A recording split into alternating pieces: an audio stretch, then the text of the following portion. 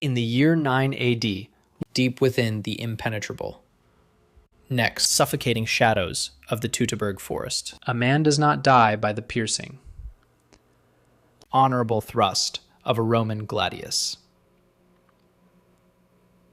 He dies violently, thrashing, by the bare hands of his own kin. He is dragged out into the freezing, oxygen-deprived mud of a black peat bog. He does not scream, for the mud is already in his throat. Wicker branches, heavy, wet, and sharp, are ruthlessly pinned across his trembling neck. The thick, dark red mud aggressively fills his desperate lungs, violently replacing the cold, biting autumn air. He is not a murderer. He is not a thief who stole precious food from the communal fire. He is a coward. He ran when the war horn shattered the morning silence, and to the cold, merciless eyes of the ancient world.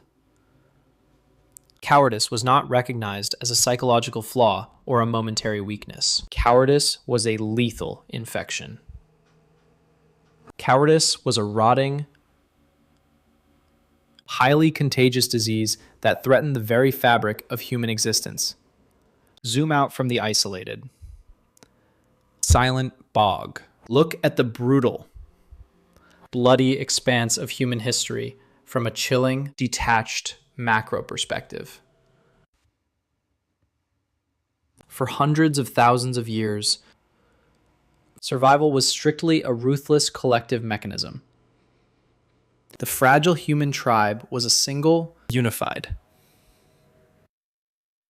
breathing organism. The tight, interlocking shield wall was the outer protective membrane shielding the soft, vulnerable organs of the community. If one single link shattered, if one single man gave in to the primitive, overwhelming instinct of flight, the entire organism bled out onto the unforgiving dirt. You think fear is merely a natural biological response? You think self-preservation is a basic, undeniable human right? Ancient, hardened societies fundamentally viewed fear as high treason against the species itself. To panic was to invite absolute, unapologetic genocide upon your own bloodline. The ancient world was a place of absolute zero tolerance. There were no therapists. There were no second chances. There was only the battle line and those who fatally broke it. But how exactly did our primitive ancestors sanitize this terrifying psychological infection? How did they successfully engineer sprawling societies that completely defied the ingrained biological imperative to run away from certain death? First, observe the agonizing, invisible architecture of social execution. Zoom in tightly on the austere, unforgiving, military city-state of ancient Sparta. The year is 480 BC. The dry air is heavy with the mythos of war. A solitary, broken warrior returns alive from the legendary, bloody slaughter of Thermopylae. His name is Aristodemus. He breathes. His heart beats heavily in his chest. He survived the relentless Persian onslaught. Modern logic dictates he should be profoundly relieved. But in the cold, gray, unfeeling stone streets of Sparta, he is a tresantes, a trembler, the unforgivable, pathetic man who dropped his heavy, sacred bronze shield in the bloody dirt. He is not promptly executed upon arrival. A swift, clean execution by the sword is far too merciful for a trembler. Instead, he suffers a meticulously engineered, agonizingly prolonged social death. His entire identity is systemically dismantled, piece by piece. His beard is forcibly shaved exactly down the dead center of his face, one side bare, exposed, and humiliatingly vulnerable. One side overgrown, feral, calm, and wild. He is intentionally transformed into a walking, breathing grotesque. His Spartan cloak is violently patched with bizarre, cheap, dyed wool, visually marking him as diseased to absolutely everyone who crosses his path. He becomes completely, legally invisible. Any citizen, any child, can strike him violently in the open street without consequence. He cannot raise a single trembling finger to strike back. No respectable man will ever marry his daughters, dooming his entire bloodline to absolute extinction. No one will ever share the warm, comforting, dark red embers of his hearth. He is a tragic, pathetic ghost trapped perpetually in a living, breathing body. He is forced to wander the desolate, judging streets, a living, breathing monument to eternal shame. You might naturally, logically wonder, why not just exile the broken? Useless man. If the cowardly individual is a deadly, contagious virus, why stubbornly keep the virus circulating inside the fortified city walls? Because irrational fear is highly contagious, but so is extreme, mathematically calculated terror. We transition abruptly to the apex predator of antiquity. The sprawling Roman Empire, the Imperial Legion, the ultimate, unfeeling, systematic war machine. Here, cowardice is not merely treated with public, quiet shame. It is aggressively treated with cold, unyielding, brutal mathematics. A Roman cohort breaks their highly disciplined formation. They panic blindly. They retreat from the screaming barbarian horde. The systemic, inevitable punishment is decimation. Decimatio. The cold. Systematic removal of the exact tenth. Zoom in on a dry, dusty, sun-baked plain in the heart of Gaul. 500 exhausted, terrified men are lined up in dead, suffocating silence. Their heavy iron armor is stripped away. Their calloused hands are entirely empty. They are coldly divided into isolated, trembling groups of 10. The commanding officer brings out the leather bag. 9 pristine, smooth, white stones. 1 pitch-black stone. It is a blind, terrifying, inescapable lottery. It does not matter if you personally fought bravely, thrusting your sword, while your comrade ran in blind terror. The collective unit failed the glorious empire. Therefore, the collective unit must violently bleed for the empire. The unfortunate soldier who, trembling, draws the black stone, steps forward into the glaring, unforgiving sunlight. The executioners chosen for this grim, horrifying task are not faceless strangers. The executioners are the other 9 men. his loyal brothers, his intimate tent mates, the men who shared his meager rations. They are handed heavy, crude, wooden clubs. They are explicitly ordered, under threat of death, to beat him to death. They must swing the heavy wood. The sickening, hollow crunch of shattered bone echoes sharply across the silent plain. The dark red pools slowly, inevitably seeping into the dry, cracked earth. The agonizing, desperate screams of the condemned man. The hollow, traumatized, broken weeping of the reluctant executioners. This is not about delivering simple justice. This is extreme, flawless psychological reprogramming. Rome violently forces the survivors to brutally murder their closest friend.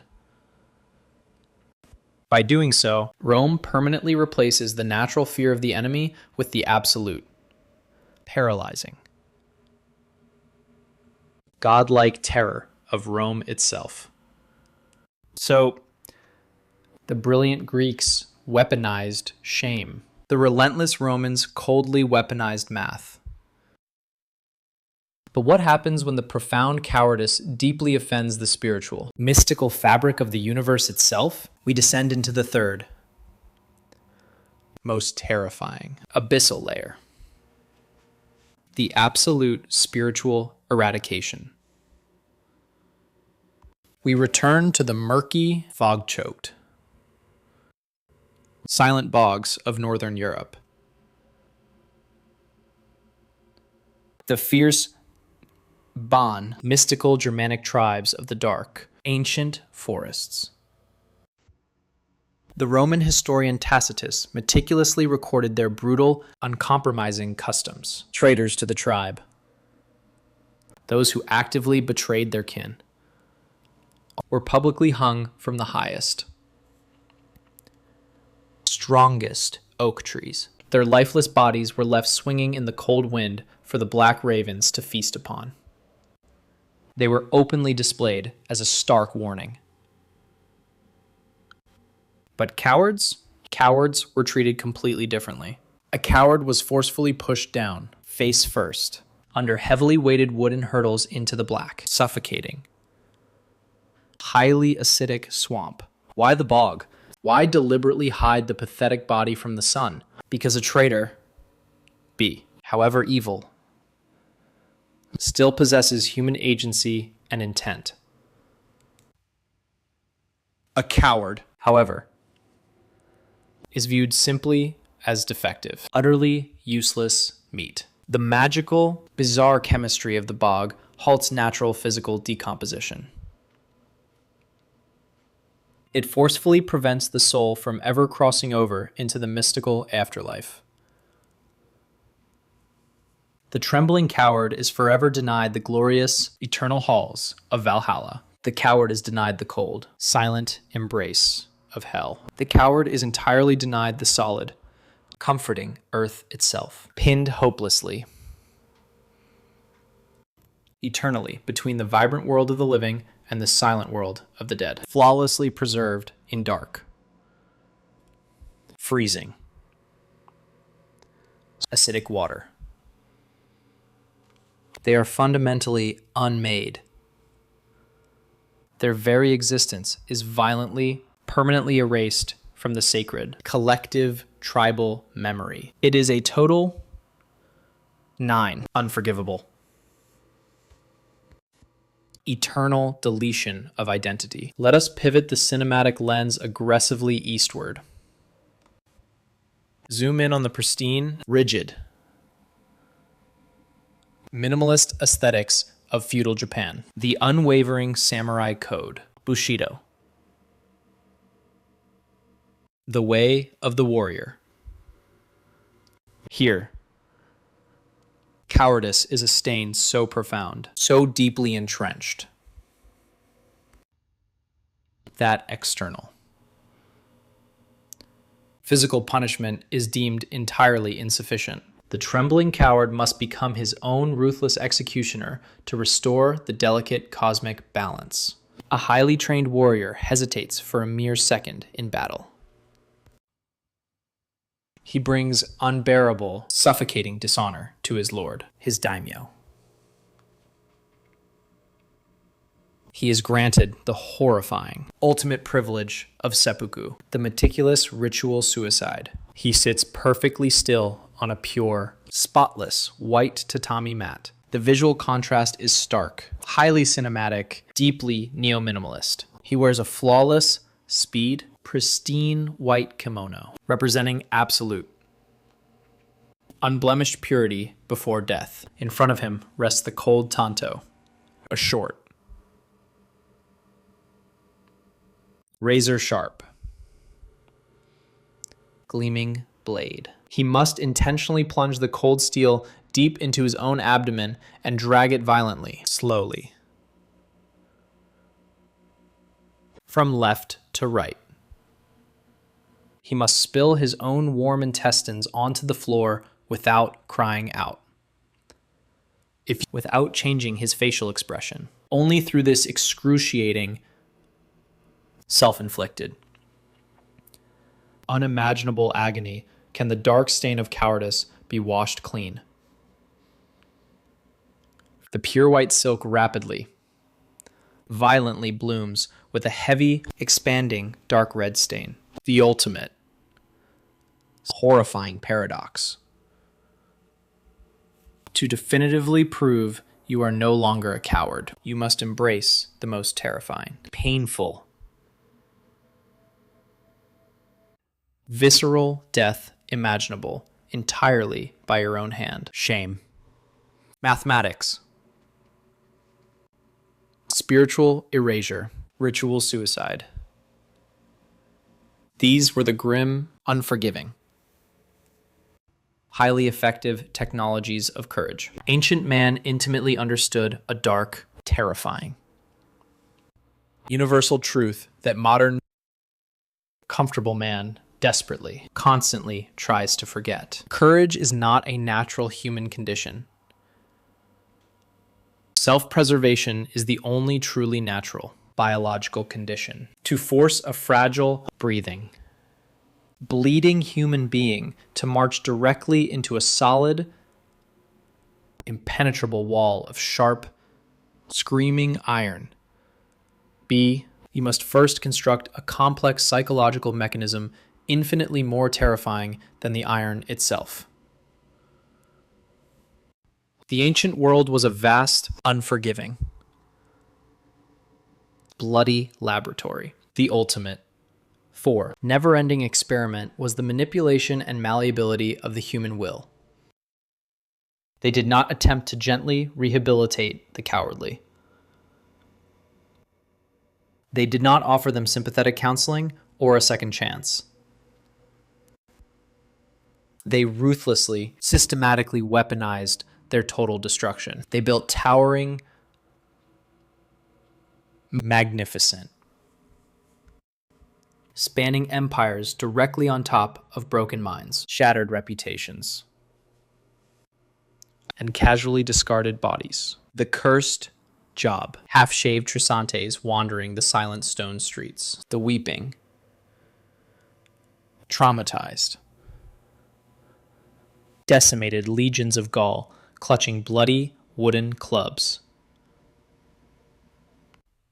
The perfectly preserved deed. Forgotten bodies suffocating silently in the black. Acidic bogs.